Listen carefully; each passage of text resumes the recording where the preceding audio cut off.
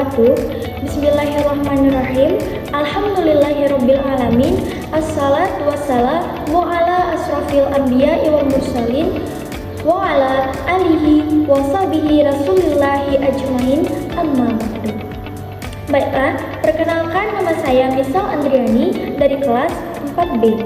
Di sini saya ingin menjelaskan tentang studi Islam dan urgensinya. Nah, langsung saja ke penjelasannya. Baiklah, yang pertama yaitu ada pengertian studi Islam.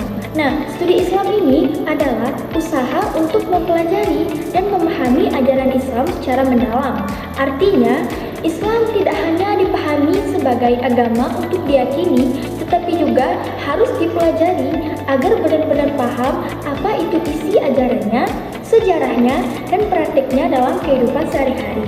Nah, Islam ini memiliki 3 sumber utama. Nah, yang pertama yaitu ada Al-Quran.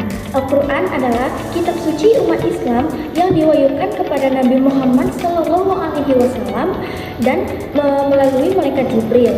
Nah, Al-Quran ini terdiri dari 30 juz, 114 surah, dan 6.666 ayat. Nah, Al-Quran ini diturunkan kurang lebih dari 23 tahun. Yang kedua yaitu ada hadis. Hadis adalah segala perkataan, perbuatan, dan ketetapan Nabi Muhammad SAW setelah Al-Quran. Jadi, kalau Al-Quran adalah wahyu Allah, maka hadis adalah sunnah Nabi Muhammad SAW tentang bagaimana Islam itu berperan dalam kehidupan sehari-hari. Yang ketiga yaitu ada ijtihad, ijma, dan qiyas. Nah, apa itu ijtihad? Ijtihad adalah usaha sungguh-sungguh para ulama atau ahli agama untuk menetapkan hukum Islam terhadap masalah baru yang tidak dijelaskan secara langsung dalam Al-Quran maupun hadis. Yang kedua itu ada ijma.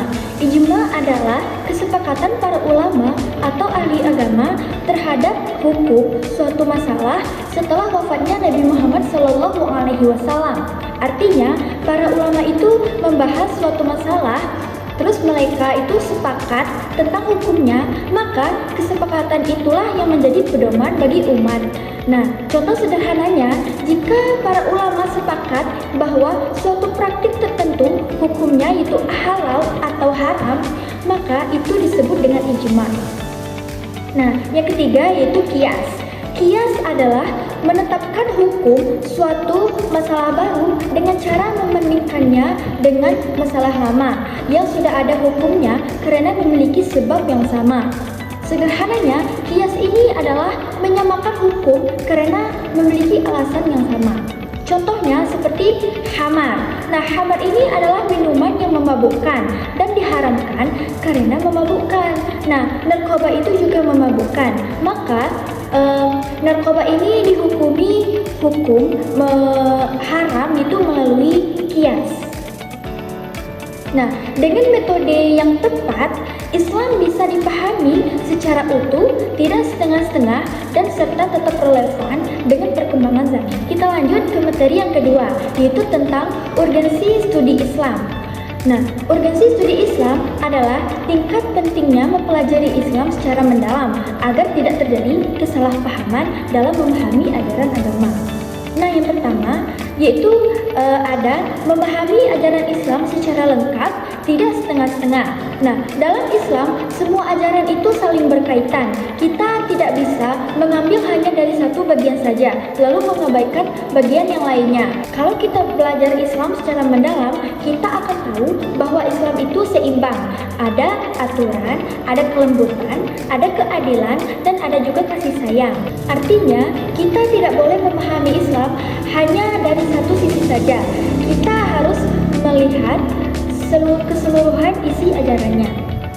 Nah, contohnya Islam mengajarkan kita tentang hukuman, tetapi juga mengajarkan tentang kasih sayang, keadilan, dan pengampunan. Kalau kita hanya fokus kepada hukumannya saja, maka kita bisa menganggap Islam itu keras.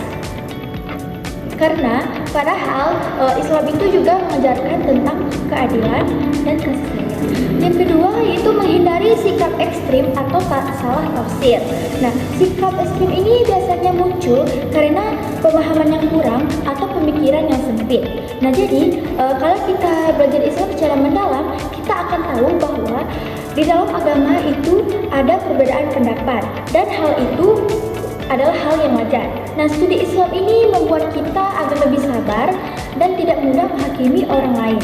Contohnya, ada orang yang berbeda pendapat soal cara beribadah. Nah, kalau kita paham dalam Islam memang ada perbedaan pendapat, maka kita tidak akan langsung mengatakan orang itu salah. Nah, yang ketiga yaitu menyesuaikan ajaran Islam dengan perkembangan zaman. Islam adalah agama yang bisa diterapkan di setiap zaman, tetapi cara menerapkannya itu perlu dipahami dengan baik. Yang ketiga, yaitu menyesuaikan ajaran Islam dengan perkembangan zaman. Nah, Islam ini adalah agama yang bisa diterapkan di setiap zaman, tetapi cara menerapkannya perlu dipahami dengan baik. Karena zaman terus berkembang, maka muncullah masalah-masalah baru yang tidak ada di masa lalu. Disinilah pentingnya studi Islam. Dengan memahami prinsip dasarnya, kita bisa menerapkan ke dalam kondisi baru tanpa keluar dari ajaran agama. Ada contohnya yaitu soal transaksi online. Nah, pada zaman para nabi itu belum ada yang jual beli lewat internet, bahkan teknologi pun belum ada. Nah, melalui kajian tersebut, ulama menjelaskan bagaimana hukum jual beli online agar tetap sesuai dengan prinsip kejujuran dan keadilan dalam Islam. Nah, yang keempat, yaitu menerapkan nilai-nilai Islam dalam kehidupan sehari-hari. Tujuan belajar Islam bukan hanya supaya tahu, tetapi supaya diamalkan. Ilmu yang kita pelajari itu harus terlihat dalam sikap dan perilaku kita dalam kehidupan sehari-hari. Kalau seseorang itu benar-benar memahami Islam, maka sikapnya juga akan mencerminkan ajaran tersebut. Contohnya, di sekolah kita itu jujur saat ujian karena Islam itu melarang mencontek. Nah, kalau di rumah kita harus menghormati orang tua karena itu adalah perintah agama. Nah, kalau di masyarakat itu kita bersikap adil dan tidak membeda-bedakan orang lain. Nah, kita masuk ke materi yang ketiga, yaitu yang pertama, supaya benar-benar tahu apa itu Islam. Tujuan pertama adalah agar kita tahu dan paham apa itu Islam secara mendalam, bukan hanya dari luarnya saja. Nah, artinya kita tidak hanya tahu bahwa Islam itu agama kita, tetapi juga mengerti tujuan hidup dalam Islam, apa yang diperintahkan dan apa yang dilarang. Kita memahami makna di balik setiap ajaran, bukan hanya sekedar menjalankannya karena kebiasaan. Contoh, banyak orang yang tahu bahwa sholat itu wajib. Kalau kita belajar tentang studi Islam, maka kita akan tahu bahwa sholat itu melatih kedisiplinan, kesabaran, dan kedekatan dengan Allah Subhanahu wa Ta'ala. Jadi, kita tidak hanya melakukannya, tetapi juga memahami isi ajarannya. Nah, yang kedua, yaitu supaya mengerti isi ajaran Islam. Kita belajar tentang akidah, yaitu keyakinan, syariah, yaitu ketentuan, dan akhlak, yaitu perilaku. Jadi, bukan hanya sekedar tahu, tetapi juga mengerti cara menerapkannya dalam kehidupan sehari-hari. Nah, dengan mempelajari ketiga hal ini, kita akan bisa menjadi lebih jelas dalam bersikap dan bertindak. Kita tahu apa yang harus diyakini, apa yang harus dilakukan, dan bagaimana bersikap kepada orang lain. Contohnya, yaitu Islam melarang kita berbohong. Dengan memahami ajaran Islam secara mendalam, kita akan tahu bahwa kejujuran itu bisa membuat orang percaya kepada kita dan menjaga hubungannya agar tetap lebih baik. Kita harus berusaha jujur dimanapun, baik di rumah, di sekolah, maupun di masyarakat. Nah, yang ketiga, yaitu supaya tahu nilai-nilai dasar Islam, seperti kejujuran, keadilan, tanggung jawab, dan toleransi. Nah, nilai-nilai ini penting supaya bisa diterapkan di zaman sekarang.